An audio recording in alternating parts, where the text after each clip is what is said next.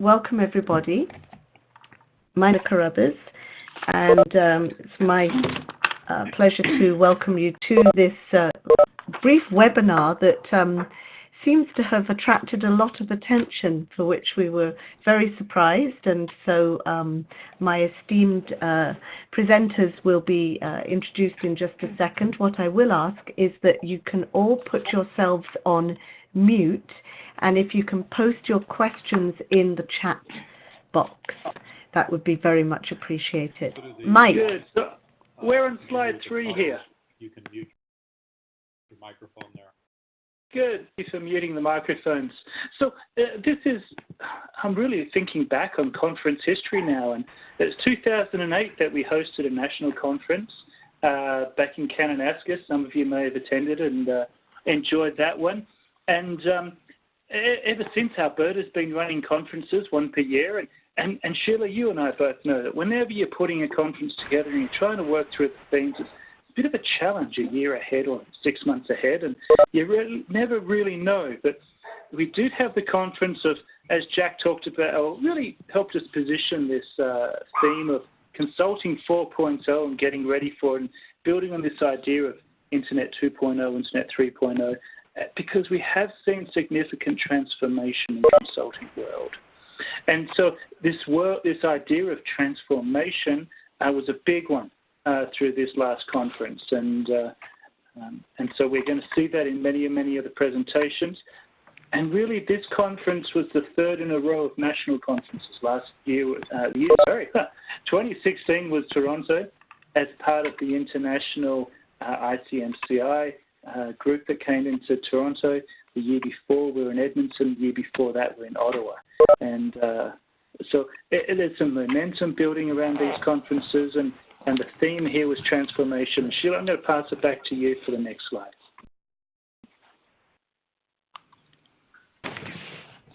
Thank you, Mike.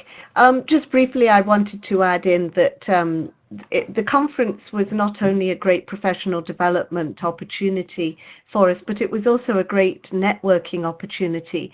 And during the conference breaks, we had the opportunity to meet many of our consulting peers from around the world, including our Canada trustees. So I just wanted to remind everybody that we do have these trustees. I know that Mike Thompson has now finished his term, but we met Randy Baldwin, Doug McNamara, Mike Thompson, and Glenn Yonemitsu. All of them have volunteered extensively for CMC at the international level as our trustees, and each one of them have taken on chairing a committee as well. So it was very interesting to have that opportunity to talk to them. And in this slide, which you will get copies of, you can click through and see their bios. So this is just to encourage you to understand who are our trustees and reach out to them if there's anything that you would like to discuss with them about CMC. Thank you. So Lawrence, I'm going to ask you to take us through the next presentation by Duncan Stewart. Okay. This was one of the first sessions, and he set the scene quite nicely by discussing whether we're talking about transformation or whether we're talking about disruption, but he narrowed down very quickly to the next best thing and talked about the next best thing, and that the next best thing, it always isn't. He didn't say usually isn't. He said usually what we think is going to be the next best thing turns out not to be. And so that was the big takeaway I took from this one. But he did offer some interesting insights. He talked about the banks are hiring people with BFAs, artists, people with bachelors of arts, because they think outside of the box, they think differently, they're wired differently, and that the business stuff they can teach them, but that creativity they can't teach them. So they're starting to look for people that way. He also talked about the fact that despite all the supposed transformation going on in consulting, at the end of the day, what clients are really looking for is true value, not brand value from a bunch of consultants that have a famous brand, but the real value from the individuals grey hair and experience and knowledge and exposures. And a point he made there was that even millennials who live online won't buy a mortgage online. They want to speak to someone who's been there, got the scars, got the grey hair. So don't worry too much. There is always going to be an opportunity for wise, trusted advisors because they remain valued even in a world of disruption. The future's changing. Communication and networking skills are becoming very high value. We need to learn those things. And then he used the Gardner hype cycle, which was really interesting because he made the point that everybody thinks that tablets are the next best thing, but the millennials and the younger adults see tablets as being things kids use, not things serious people use. So they'll talk on the cell phone while using their tablet, while using their laptop. They see the future being laptops, not tablets, and that predicts that in their hype cycle. So he talked about not assuming that what everybody is saying will be the way it's going to be, and so I applied that and said, well, what about the disruption that's going on in consulting that everyone's pointing to, and that mortgage point? Maybe the disruption in consulting that's the next best thing isn't, and that maybe consulting will just transform itself a little and change slightly rather than radically, but that remains to be seen, of course. Anyway, that's what I got from listening to Duncan. Thank you. That's perfect. Thank you, Lawrence. And so I'll continue. This is Sheila speaking. I sat in with one of the first speakers, and his name was Stephen Armstrong, and he was talking about innovation in consulting. And this is rather a busy slide. I apologize, with lots of wording in here, but to pull out what the highlights were, it was rather interesting.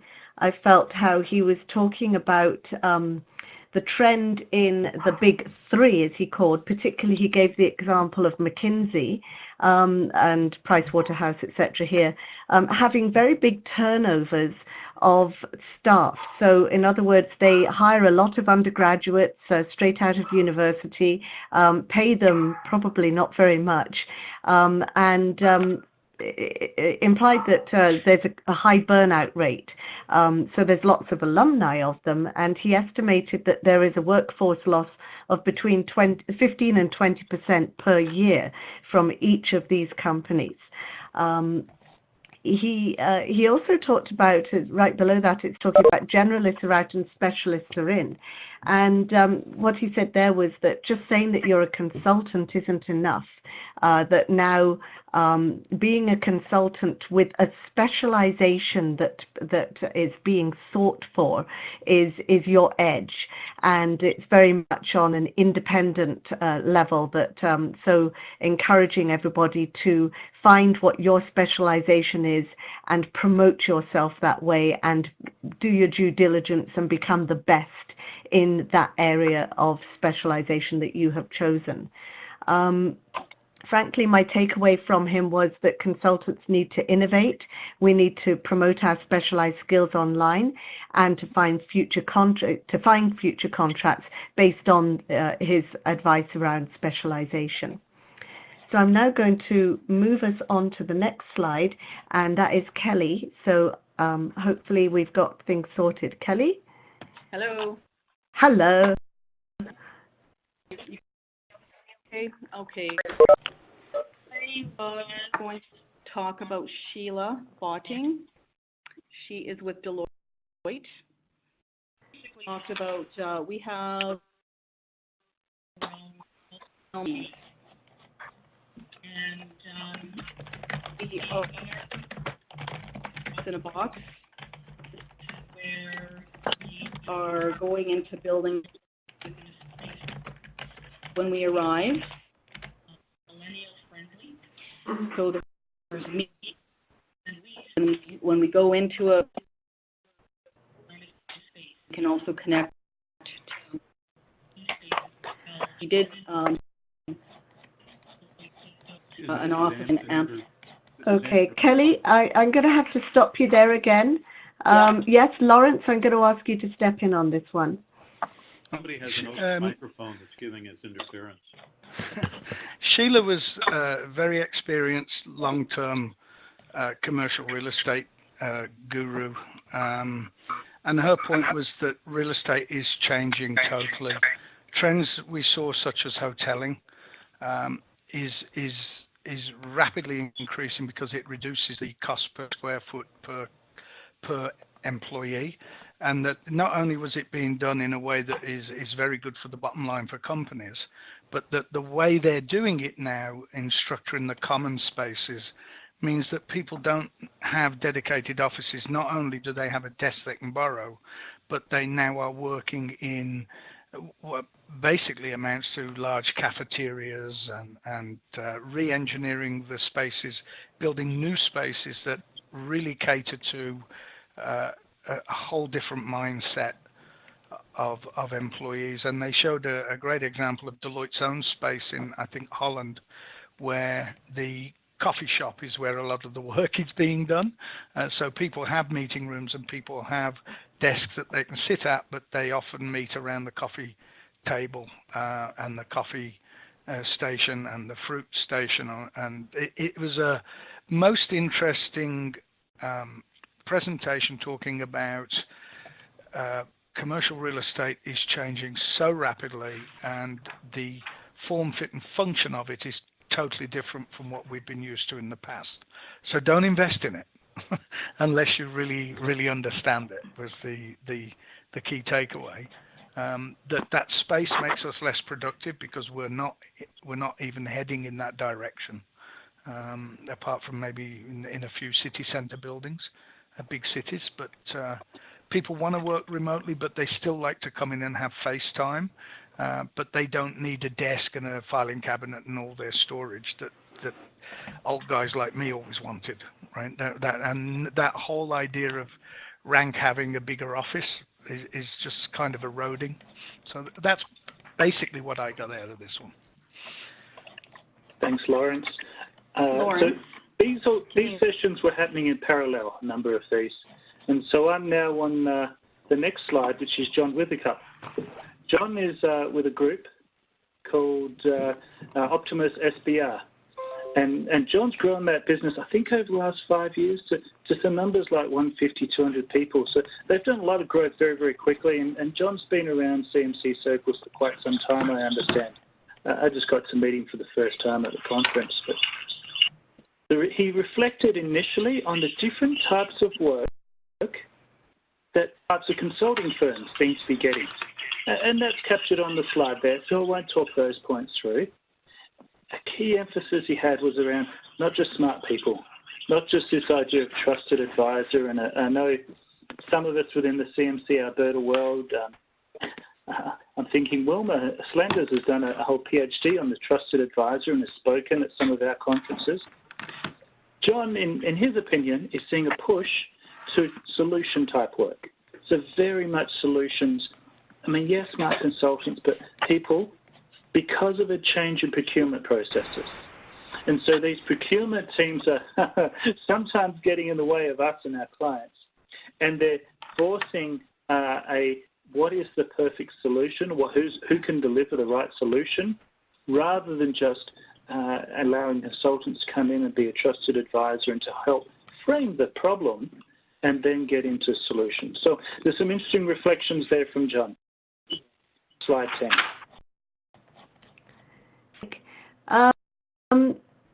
Sure if Kelly, can we hear you okay? Me now.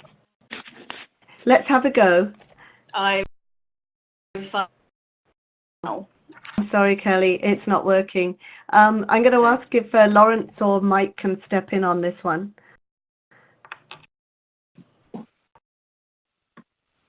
I can't through this presentation. I've got no I did see the speaker, and I have to admit he kind of did.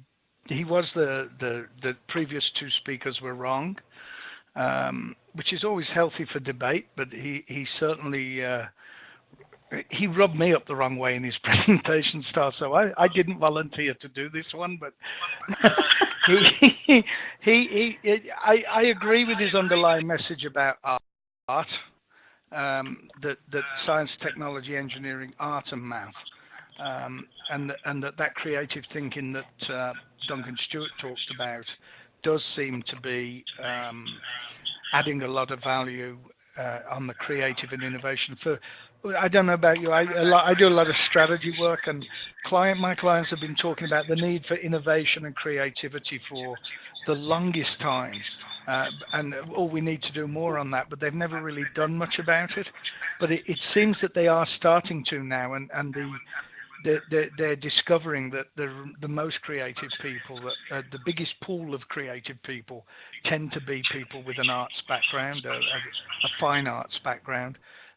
People fail because they miss the future. My artist son is always talking about the future, and half of the time I think he's nuts for what he's saying. The other half of the time I think he's giving me a good view on the future. So that's maybe a personal example of how this chap does have a point about companies miss the future. They're too busy dealing with today. Technology is driving and making change happen a lot more rapidly, and so it's not this old continuum about how do we kind of inside-out strategy of making our existing capabilities and products have better market share or evolve, and throw that whole idea of thinking away, because who's going to come and completely take the game away from you? And this became a bit of a sign for the rest of the conference, in that people started talking about disruption and Uber and all that kind of rapid change that just makes large organizations irrelevant because they didn't see the future, they missed the future. And business, it's about becoming freelance. We're going to be rivaled with a lot of freelance people, medium and senior managers who are no longer employees of companies but are now freelance consultants. So that was one of his predictions of change.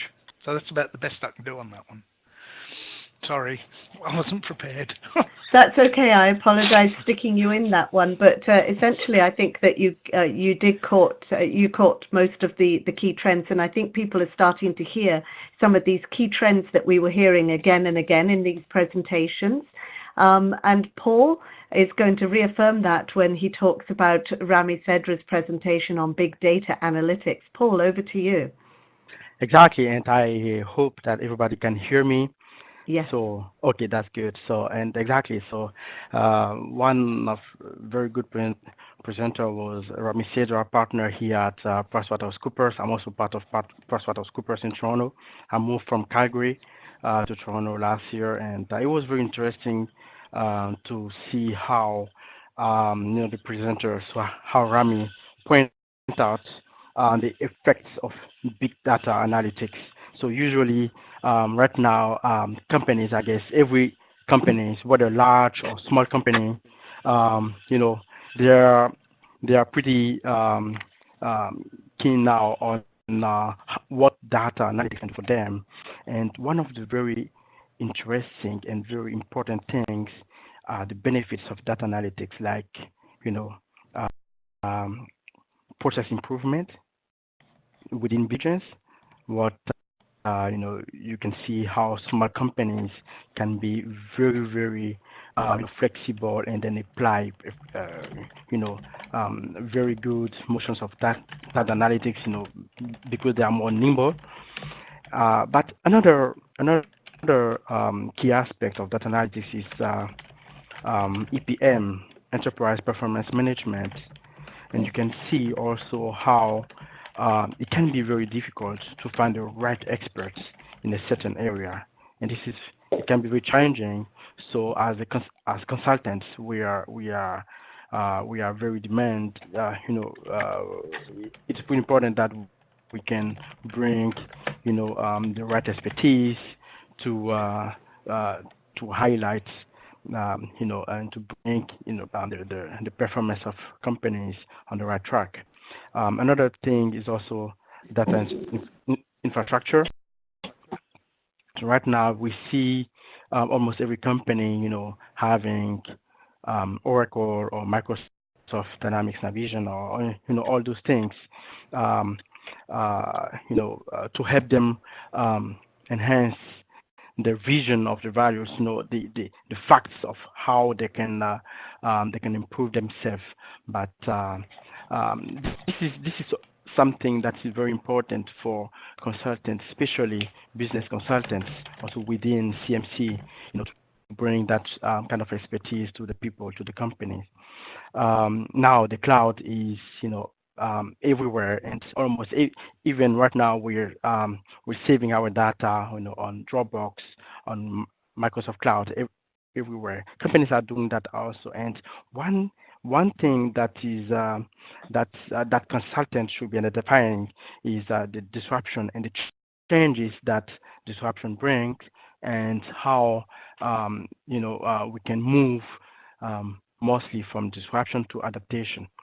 Because we go to companies, we help them improve the business, we help them improve the change management, we help them improve so a lot of things, the controls, and at the end of the day, it's not like the disruption is now part of the business, because it's not something that we that we should be taking as negative, but we should be see that as opportunities. So disruption should be seen as opportunities for business, and this is also one thing that Rami was pointing out, and that can help. So big data analytics can help in many ways. Can help towards brand image, cash flow analysis, business model development, and improving and making also the research area very effective. So that was kind of takeaways that we could have from Rami, and there was a panel from people from KPMG, partners from KPMG and HR Coach, and from Vasutech, talking about emerging technologies. Right now, there are a lot of things going on in technologies. Particularly, we see huge business model and how this business model change. So if you go, for instance, in finance, you see the cash flow models. Now there are a lot of things that can be applied that 5 years ago, people consulting investment banks and so wouldn't have taken thinking about, because they weren't in that driving technology thing. But now, because of the huge analytics and technologies that have come, and that intelligence, we can develop more and more disruptive technologies towards geomatics, 3D printing. We talk also a lot about shopping channels, online education, which is now part of huge success of universities that have implementing that part of solutions. We can see also EDX implemented at Harvard, Stanford. Those big universities have implemented those things because they want to bring that technology to the mass of people. So basically, all that technology brings towards one thing: strategy. And there are companies talking about, like McKinsey, those big strategy consulting, talking about strategy. But the main fact is not to talk about the strategy, but to act strategically, which is very important, because otherwise you're going to be phased out. And this is what also consulting can bring into companies, by helping them act strategically, but also plan strategically, but more act than the planning, which is very, very key. All right. So so that was kind of the small takeaways that we could get from the presenters at the conference. Yeah. Thank you. Thank you, Paul. So I'm going to briefly take us through the next speaker. Her name was Anne Cavoukian. Some of you may have heard of her. She is a highly qualified Executive Director of Privacy and Big Data Institute at Ryerson University, and has also created this package called Privacy by Design. And in fact, I think it says it on the next slide a little bit more. What she's managed to do is, with her model, captured the issue and the essence of the issue, that privacy nowadays is a big concern of everybody. And people are protesting, as I've put here, if their privacy concerns are not addressed. So with the emergence of big data, this is opening significant new issues about considering what's the quality of the data, what are the controls of the data, and how as management consultants we need to be considering that at all times, because there's so much data that is nowadays captured from everything that we use. Our cell phones, there's a lot of data that's being caught in our cell phones, that do we really know who's using it and how they're using it, and did we give them permission to use it? Just think about how many times you press the accept button because you want to get to a website page, or you want to start this app, and the app says that it's going to download information from your cell phone, including your contact list. Then how is this used?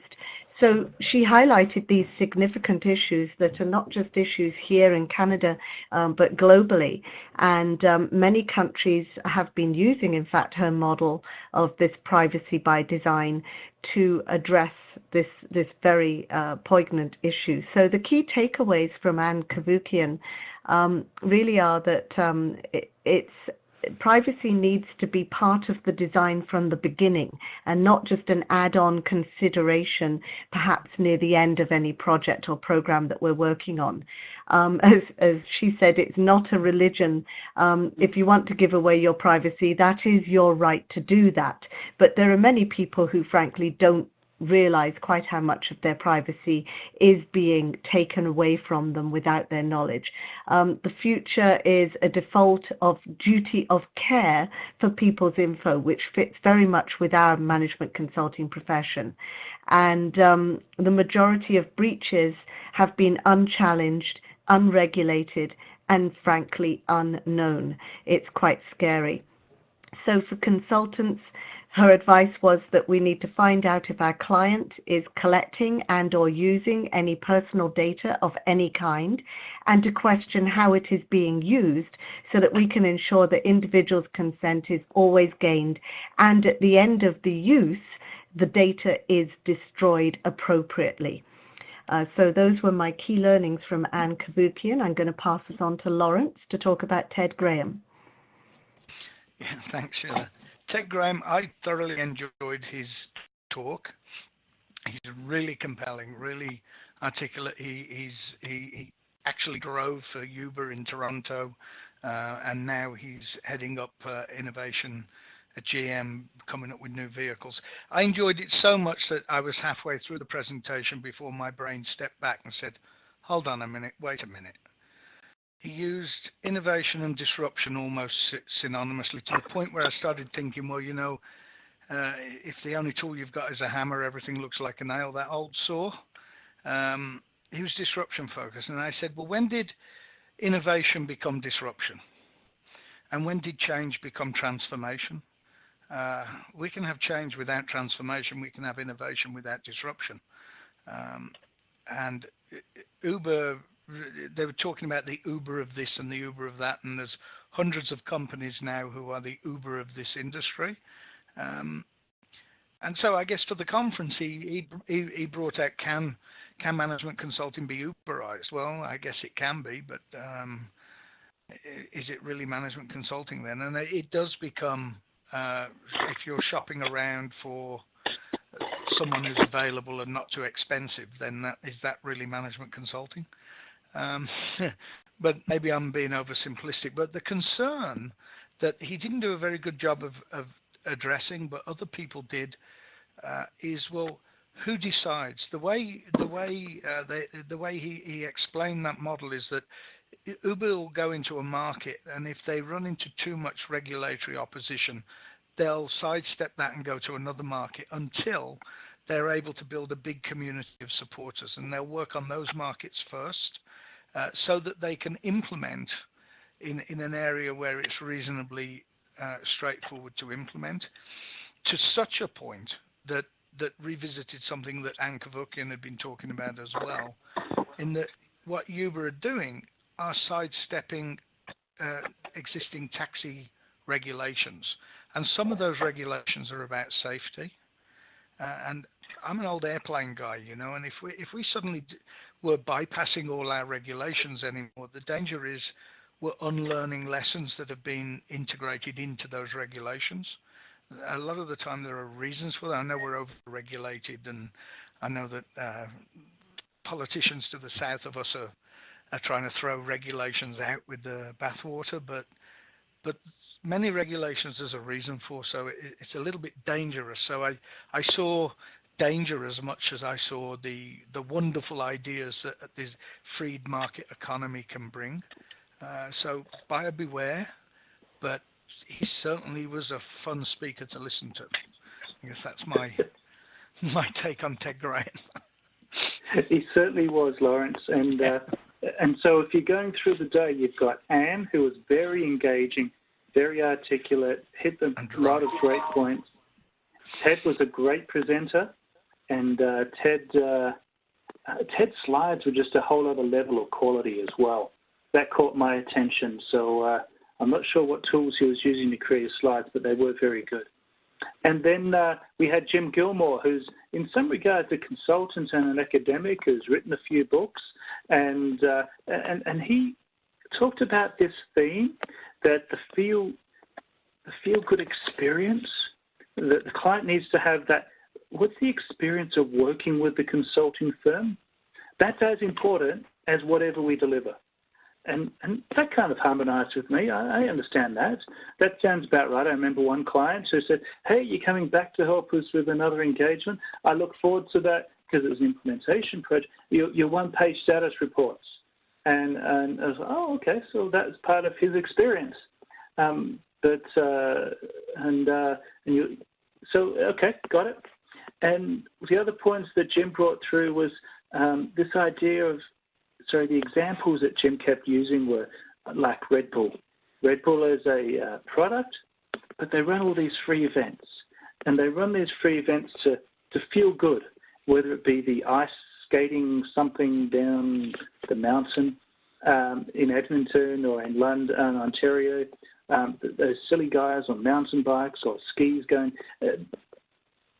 Red Bull, there's a whole channel on my Apple TV of Red Bull's free stuff that builds the experience that complements the product. So the challenge or the learning here is, how do we, what's the unique experience that you need to put in place, Lawrence, with your clients? You know, what's the Lawrence Hobbs experience? Back to you, my friend. Oh, talk about throwing me under the bus. I'm not even gonna try, Mike. It's I'm out of my league there. My last little bit here is, we had a wonderful panel discussion about the kids, about the next generation, from the attractive young lady who had a nature about her that probably mesmerized most of the men in the room, to the research that Nick Nanos had put together they looked in great detail and discussed it and drew out some of the other speakers they got there. But if we can jump onto the next slide, the point I think, well, first of all, is that these were people who had nowhere near the trouble we had earlier trying to get to grips with this WebEx thing that we're using. These guys wouldn't have had that problem. They would have just sat there and made it work, right? Whereas us older consultants struggled for about 15 minutes before you all came online this evening. But they are the biggest group in the workforce. They're as big as the baby boomers, and they are not. They are ambitious. They are tech savvy, and like every young generation, and I include the Gen X and the Boomer generations in that, they want to go faster than the older people want them to go. Right? They don't want to pay their dues. They want to climb up the ladder very quickly. And they've come into the world now. They've come into the workforce now in the last 5 or 10 years, and the next 5 or 10 years. And it's a very tough time. It's more expensive to get on the real estate ladder, and I'm not talking about Toronto, but in the rest of the country too, it's difficult to get on the ladder. But they're not looking for capital assets. They've got to the point where they go, we can't afford that. What we want is we want the use of that stuff. We want the lifestyle. We don't need the asset. Let's use other people's assets. And that's underpinned that whole Uber generation. Now you want to go, have a motorhome. You don't have to rent one from a rental company. You can rent one from the RV Uber. I'm sure there's one for boats. There's one for everything else. So their creative solutions are giving them a lifestyle that is better than they could really afford. Marriage will wait, but they are getting there. What I see in some of my own work and my own background is that be able to step up and do this. We've got, on one hand, we have a talent shortage. On the other hand, we have 500,000 underemployed, young, well-educated people that we taught to be not like us. We taught them to be, in the education system, taught them to be problem solvers, taught them to leverage technologies like YouTube to solve problems. They don't need to serve an apprenticeship to learn how to change the tire on a bike. They just go onto YouTube and look up how to change the tire on the bike. There's an expert showing them. So they're coming at the world from a different perspective. But, and they made the same point, or they built on the point about, but they still want to talk to an experienced, knowledgeable expert about taking out a mortgage and buying a house. So the mishmash is they're not quite what you expect, this next generation of millennials. They are agile, they are challenging authority, but that can be a good thing if it's well harnessed. It doesn't have to be damaging, but they'll solve problems. And this I've seen as a project manager as well, that they'll solve a problem in the room, texting each other while you're still defining the problem. Instead of it making a plan and a takeaway and going away from the meeting to come back with a solution, the solution is taking place with this peer-to-peer thing that's going on in the room, leveraging new technologies. So they're using tools in ways we've not seen before, and they're doing things that we wouldn't even think of doing. So it's very, very challenging to get a handle on that as an older person. But what I do know is we shouldn't be looking for 20-year-old baby boomers when we're hiring people. We should be for millennials, and we should be finding a way to harness them. And that came across loud and clear for this one for me. And as consultants, and this is probably the most important point, is they're custom built to be consultants. It's like we've created a generation that are naturally consultants in their agility and their questioning of authority, or questioning not so much of authority but of the status quo, right? So be disruptive, but it's going to be a good thing. Just grab on tight and enjoy the ride was what I got out of it. Anyway, that's it for me.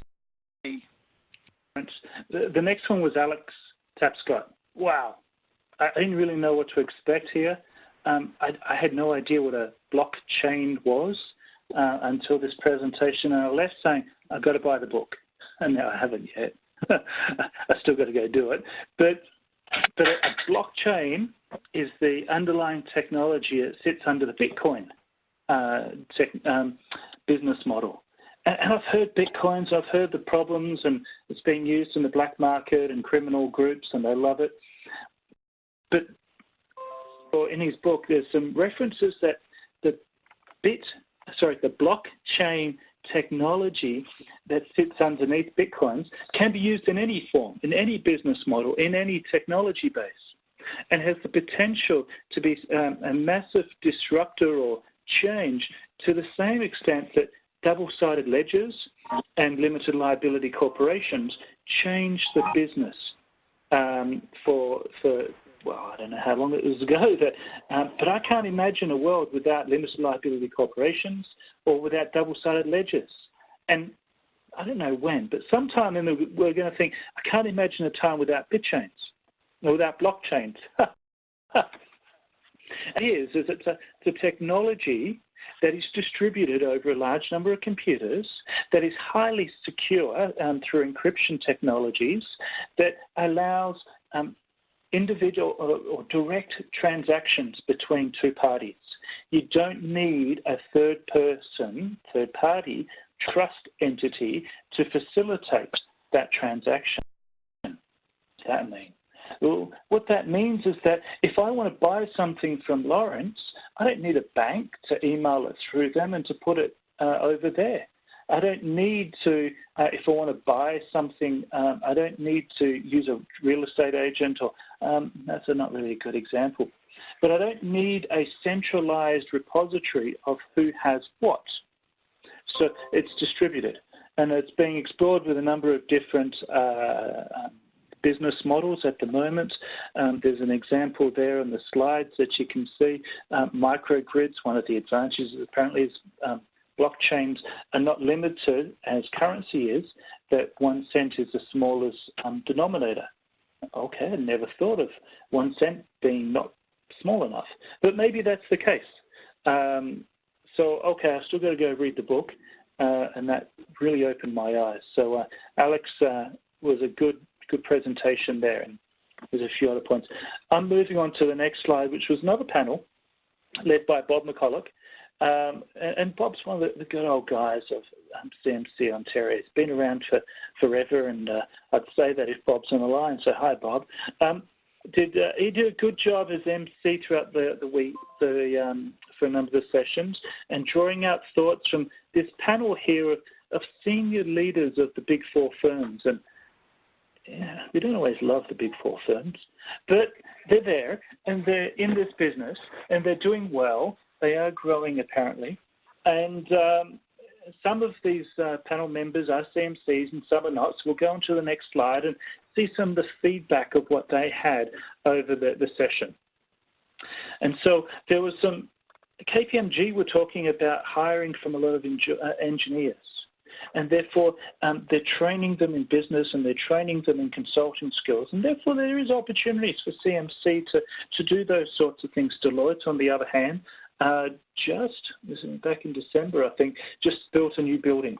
It's quite a spectacular building, I understand, and one whole floor is dedicated to their Deloitte University.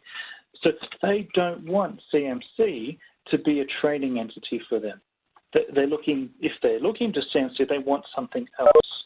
And so they don't, so as CMC and thinking about what we offer, they don't want it. Okay, let's pivot and find something else. That's what we do, right? And so the firms talked about inclusion and the right things that they're doing there.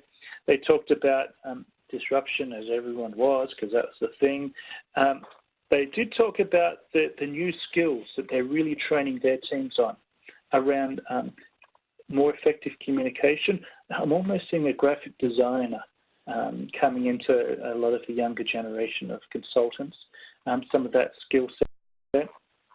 So seeing this analytical skill set coming for some. On a totally sidetrack, I've seen McKinsey ramp up in their business analytics. They're not calling it big data or anything in a huge way. I think there are nearly 1,000 they've employed over the last year in their analytics around the world. And so they are very much in this world of using the new tool sets of analytics that are out there. And I kind of hope that the CMC members aren't missing that opportunity or aren't missing what used to be our core, doing the analysis of difficult problems.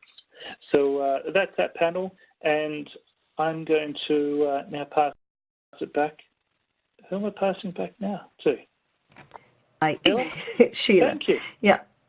So I'm going to pull this together with final thoughts and say some of my own, and I've got Kelly's, and then I'll invite Mike and Lawrence and Paul to also offer their final thoughts on the conference. Mine was that we did attend the Constantinus Awards dinner. This is run by the ICMCI, and their intention is to promote outstanding consulting projects. And so these are awards that are held every year. And the winners were fantastic. However, it was very odd and unfortunate, I felt, that there were no Canadian submissions. So my key message to everybody on this line is to encourage that you seek out earning a Constantinus Award yourself. And don't wait for anyone to tell you about it. Look at it on the ICMCI website and plan to submit your application for the next award round. It was also, in my view, just fantastic to meet people from around the world, management consultants, and definitely made us all proud to be CMCs, that we were able to be with such esteemed company. Kelly has passed on, she's typed me up her final thoughts. She says, going to conferences like this is enlightening and gives individual consultants connection to the wider consulting industry. This connection opens the door for future collaborations and to work through problems using the brain power of a wider group.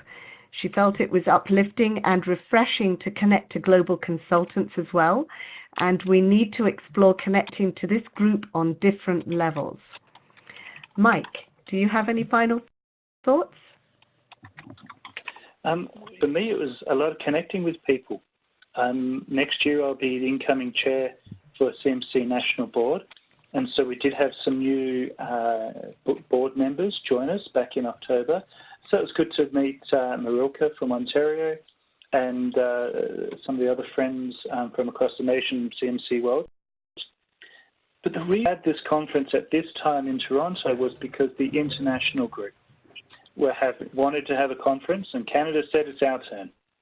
And so that's why we hosted it. It was great to connect with Soren, the international chair, and a number of others from, well, every country. If you look through the photos, you'll see people from, Japan and China. I remember there's a lovely lady from Singapore who was trying to get us all out to the Asia-Pacific Rim event in Singapore later this year. There's the guys from Australia were a bit strange, as we always are. And then the Europeans, they brought what a flair to the Constantinus Awards. It's quite different. So I did come away with a couple book recommendations, including the ones I haven't read yet. And that is my summary for today, Sheila. Thank you, Mike. Paul.